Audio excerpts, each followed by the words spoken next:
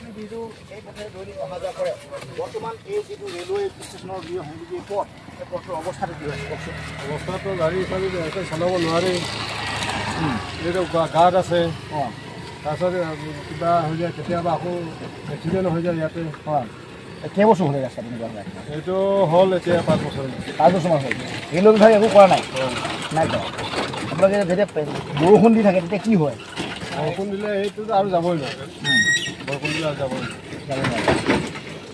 এইটো ৰেলৱেৰ অধীনত থকা এই পথছোৱা প্ৰায় 2 কিলোমিটাৰ পথছোৱা সম্পূৰ্ণ ৰেল বিভাগে মেৰামতি কৰাৰ গুৰুত্ব প্ৰদান কৰে স্থানীয় এগৰাকী সাংসদ আছে তেওঁলোকে যিহেতু ইয়াত অসম চৰকাৰ বিশেষকৈ ইয়াত অধীনত নহয় আৰু স্থানীয় সাংসদগৰাকীও এই ক্ষেত্ৰত আমি সৰহ দেখা পোৱা নাই কি ক'ব এই মুহূৰ্তত ধন্যবাদ জনাইছোঁ যিহেতু এই ষ্টেচনৰ পৰা এইটো পাঁচআলিলৈ যোৱা যিটো আমাৰ যি ৰেল বিভাগৰ অধীনত থকা যিটো আমাৰ PWD ৰাস্তাটি এই ৰাস্তাটি আপোনাৰ ইমানেই জ্বলা যন্ত্ৰণা খুৱাইছে মানুহক আপুনি চাওক ইমান ডাঙৰ ডাঙৰ গাঁত হৈছে যিহেতু আমাৰ ধৰক আপোনাৰ যিটো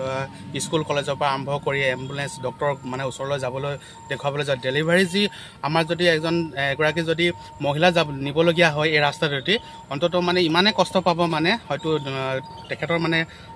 মেডিকেল গৈ নোপোৱা আগতে বিশেষ মানে অসুবিধাৰ সৃষ্টি হ'ব ওচৰতে আমাৰ যিহেতু আমাৰ লখিমপুৰ লোকসভা সমষ্টিৰ সাংসদ প্ৰধান বৰা ডাঙৰীয়া ওচৰতে আছে তেখেতক বাৰম্বাৰ আমি সোণোৱালকুছি ছাত্ৰ সন্থাই আমি জনাই আছোঁ যে যিহেতু এই অঞ্চলটো এলেকাডোখৰ সোণোৱাল কছাৰী অধ্যুষিত এলেকাৰ আমি বাৰে বাৰে তেখেতকো কৈ আছোঁ তেখেত এজন জনপ্ৰতিনিধি হ'লেও সোণোৱাল কছাৰীৰ পৰা তেখেতে প্ৰতিনিধিত্ব কৰিছে তেখেতক বাৰে বাৰে জনাই আছোঁ যে আমি ৰাস্তাটো আপোনাৰ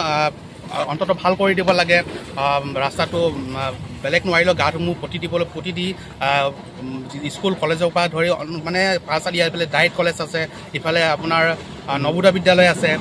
ইঞ্জিনিয়াৰিং কলেজ আছে এই ইমান ডাঙৰ এটা মানে সমস্যা এটা তেওঁ মানে সাধাৰণভাৱে লৈ আছে আজিলৈকে তেখেতে আমি মতা দেখাই পোৱা নাই সেইকাৰণে আমি বাৰম্বাৰ অনুৰোধ জনাইছোঁ সাংসদ মহোদয় আপুনি এবাৰ আহক চাওক ৰাস্তাটো মানুহে কেনেকৈ দুৰ্যোগ ভুগি আছে আজি আপুনি চাওক এতিয়া সেই ট্ৰেক্টৰ আহি আছে ট্ৰেক্টৰ আহি থকা অৱস্থাত আপোনাৰ কেনেধৰণৰ অৱস্থা সৃষ্টি হৈছে মানে ট্ৰেক্টৰখন সমান ৰাস্তাত নপৰে মানে ইমান ডাঙৰ ডাঙৰ বৃহৎ এটা গাঁত সৃষ্টি হৈছে বৰষুণ দিলেতো আপোনাৰ পানী ভৰ্তি হৈ থাকে সেই মানে পানী ভৰ্তিত আপোনাৰ গাঁত আছেনে কি আছেনে মানে কৰিব নোৱাৰে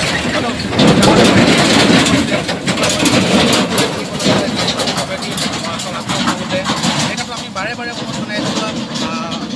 মন্ত্ৰী আপোনাৰ মাননীয় শিক্ষামন্ত্ৰী আৰু জনজাতি মন্ত্ৰী ৰণোজ পেগু ডাঙৰীয়াকো আমি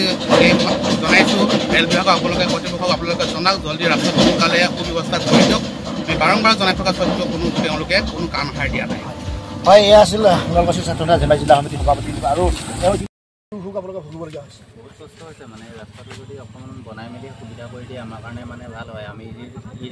ৰিক্সা চলাওঁতেনে আহোঁতে গাঁত আছে আমাৰ বহুত প্ৰব্লেম হৈছে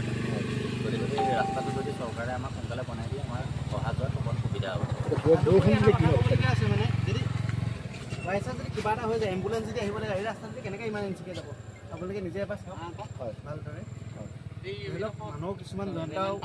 অসুবিধা মানে বহুত অসুবিধা আছে ইমাৰ্জেঞ্চি ক্ষেত্ৰত যাবলৈ বহুত প্ৰব্লেম হয় ৰাস্তাটোৰ পৰা আৰু এখন ইয়াত ৰেল অভাৱিত নাই